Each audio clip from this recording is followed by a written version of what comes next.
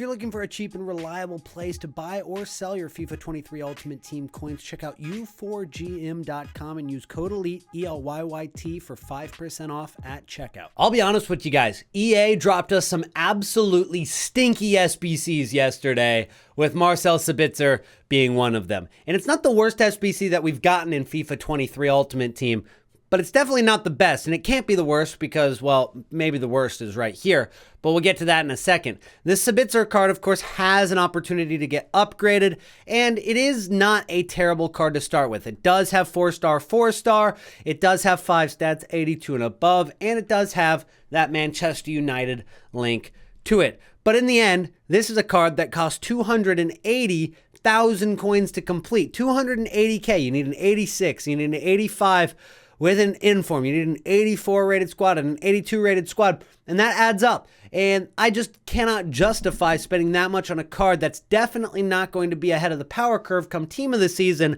in about a month and a half. And I can't even justify it being ahead of the power curve by the end of FUT birthday, which starts next week, unless it gets a couple of upgrades. And of course, he's probably going to get 1 or 2, maybe 3 upgrades if he's lucky. He's definitely not going to get 4. So with that being said, this Sabitzer card, I just do not know if that is worth doing, and most of the community agrees with that. It only has 22% upvotes on FUTBin, which is not very good, but Marcus Rashford's is even worse. He only has 5% upvotes, and when you look at this card just at the front, it's not a bad card. It's usable. It keeps up with the power curve. Is it better than all of the left wings that we've seen so far this year and better than your current forwards? Maybe by a little bit, maybe it keeps up, but it's 650,000 coins. And it only has 3-star weak foot.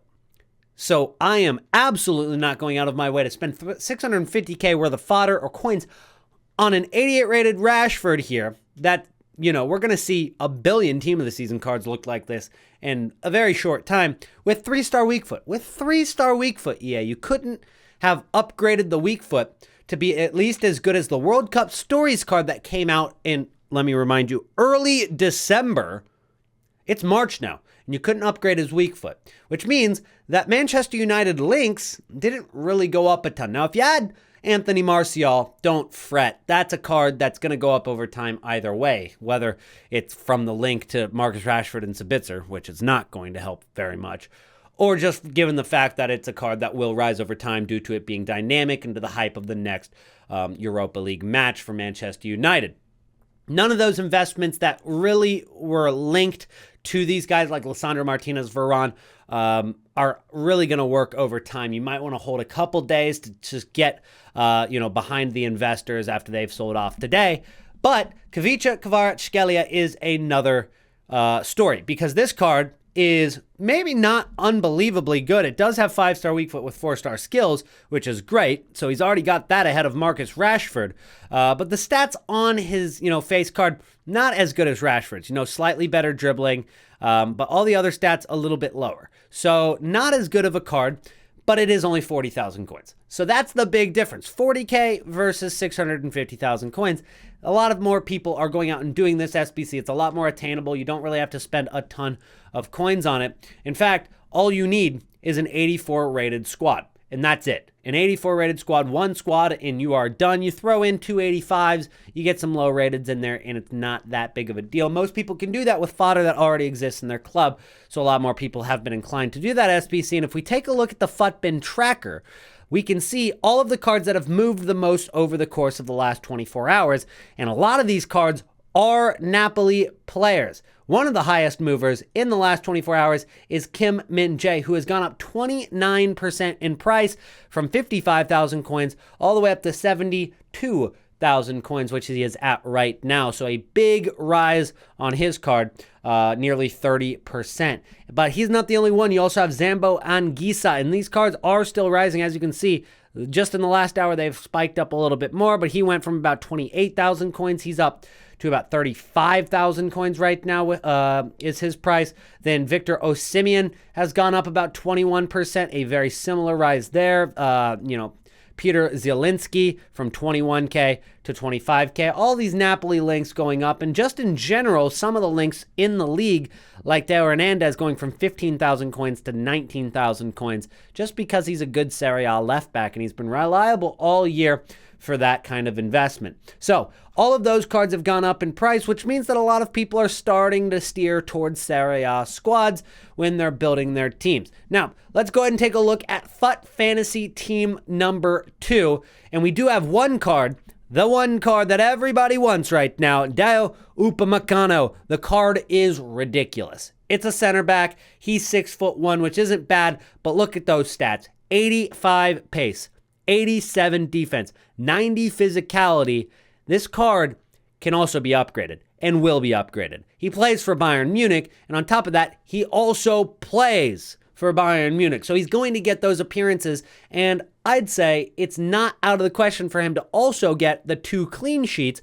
I'd say it's also not out of the question for Bayern to potentially go 6 matches without getting a loss, which means that this card could end up at 92 rated, and I'd say it's at the very minimum going to be 90. So you're looking at a card with nearly 90 pace, with maybe 90 defense, with 92, 93 physicality, and good distribution stats from a big club and the most linkable nation in the game of France. That is a card, and it's capped at 750,000 coins. So if you have some time to spare, go out and try to snipe this card. I haven't tried too hard. I haven't had a lot of time to try.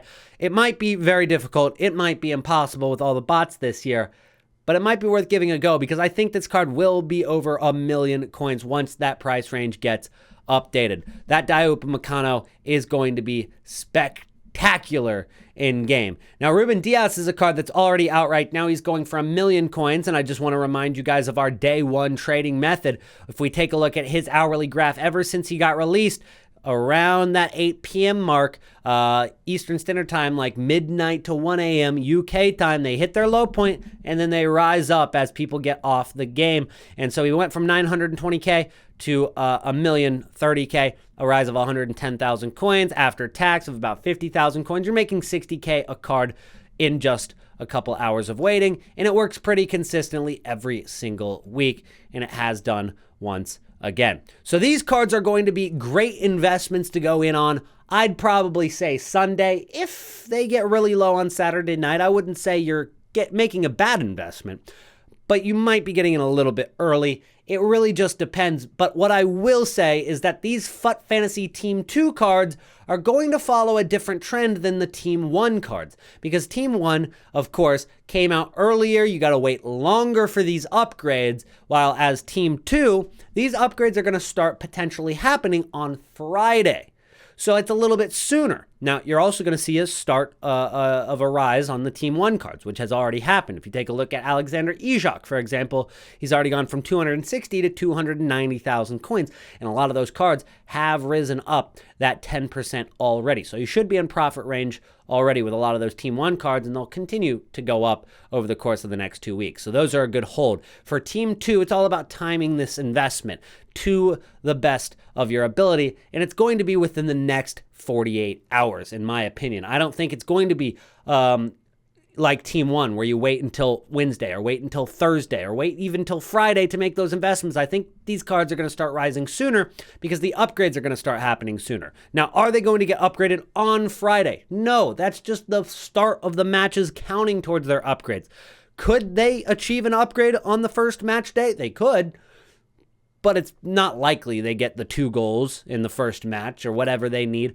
And they need to have 3 appearances, and that's not going to happen for at least 3 weeks. So these upgrades are going to come over the course of the next month. They're going to be great holds. They're going to be great out-of-pack investments, and timing this is just going to come down to when they hit their lowest point within the next 48, 72 hours. So make sure that you're looking at the market, and I wouldn't say it would be a bad idea to pull the trigger whenever your gut tells you to. And of course, we'll have another video tomorrow with an update on that. But we've seen a lot of really good cards come out. Emre Can is one of them that we talked about yesterday, but he can also play center back. 300,000 coins. He's got all stats 82 and above. Borussia Dortmund. undefeated, actually have won every single match in 2023 up until that loss in Stamford Bridge in the UCL. But in the league, they've won every single match in 2023. They're in great form, and as a Dortmund fan, I hope that continues. If this Emre Can card ends up getting up to 90 rated or close to it, that is a ridiculous card to start with. But he does only have 3-star skills, so that is the downside to it, and probably why he's not more than 300,000 coins right now. Well, when we talk about these cards as investment, we also have to talk about road to the final cards. Fofana already got an upgrade, and EA have kind of gone against their own rules here because they said that these cards wouldn't get upgraded until March 17th based on their performance in the Champions League, their advancements into the round of 8.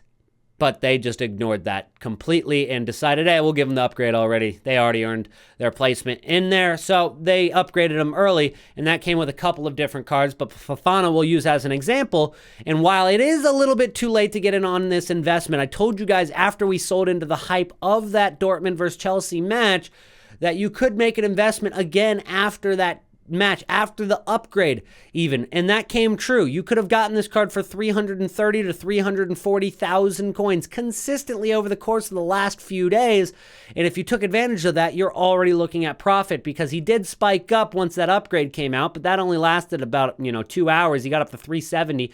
He went back down to the mid 340s, and well, he's almost at 370 now, and he's only going to continue getting higher. If you guys do recall, in my last video or the video before that, I said that I'd delete my YouTube channel if this Fofana card didn't reach 400k over the course of the next 3 weeks. I'm feeling pretty confident about that. I don't think I'm going to need to delete my YouTube channel. Now, it's a little bit late to get in on Fofana. You're missing out on a lot of the profits, but we can use that as kind of an example. If we take a look at Nico Barella, who plays his match this week with Inter Milan, in the Champions League, he's up to 410,000 coins he's been hovering at. But if we take a look at him, he's been rising since we bought him at about 360. We got a couple snipes for about 345, 350k on that day. He's been rising ever since. And this card is going to rise until the day of his match in this midweek for UCL. And that's when we're going to sell. But if Inter Milan end up winning, I'm going to be patient. I'm going to wait. I'm going to see what his card ended up settling at. I'm going to wait till investors sell off, and I'm just going to buy that card back for 2 reasons. 1, people are going to buy into the hype of his upgrade. And then 2, people are going to buy into the hype of their next match for another potential upgrade. Gives me 2 different sell windows and one very safe one, which is the next match, that works consistently to make ourselves profit. So we can use that Fofana as an example, and a rule of thumb that is going to be true for pretty much every single UCL card, Europa League card, whatever the third one is, Conference League. All these cards are pretty much going to follow the same trend. Now, what I will say is that they're not all going to rise after they win a match, and we saw that with Anthony Martial, where he won his match, while Real Betis and Juan Miranda lost the match. Juan Miranda dropped about 33% of his price. Anthony Martial also dropped about 5 to 10% of his price. They won the game. He got the upgrade and still went down in price. People value the potential of an upgrade more than the actual upgrade itself sometimes, and that over-investing can really kill you. There's really no reason to be holding any of these cards into their matches. You've got to sell into the hype of those games every single time. So that's the update on the current cards that are in promos right now, and recent promos, again, for Alexander Isak and all of our other investments from FUT Fantasy Team 1. Just be patient. These cards are going to rise over time. As we get closer to the first Newcastle match, you might be able to even sell into that hype of the first match if you don't want to hold any longer, because people will just buy into hype because they are dumb. And you can take advantage of that, take your profits, and then you don't have to wait too long. But if you want to be patient and you want to hold these cards long term, they are going to work out and you will make profit over time. It just might be a slow burner for you guys. Anyways, that's going to be it for today's video. If you did enjoy the video, make sure to drop a like on the video and subscribe to the channel if you are new. And I'm going to give you guys not a comment word of the day for you guys to comment down below to prove that you made it to the end of the video. I'm going to give you a comment question of the day. And that question is, what would you rate FIFA 23 on a scale of 1 to 10? And that includes everything. It includes gameplay. It includes content in Ultimate Team. You can even include career mode, pro clubs, Volta, all of that into that one rating if you've played them. And let me know what you guys would rate this FIFA out of 10 down below. Give me whatever it is, you know, a 7.8, a 2.4, whatever it is down below. You can put it anywhere in your comment, or you can make that your entire comment. I don't care. And I'll make sure to drop a heart on everybody who does so. I appreciate you guys making it to the end of the video, and I'll see you in the next one. Peace out.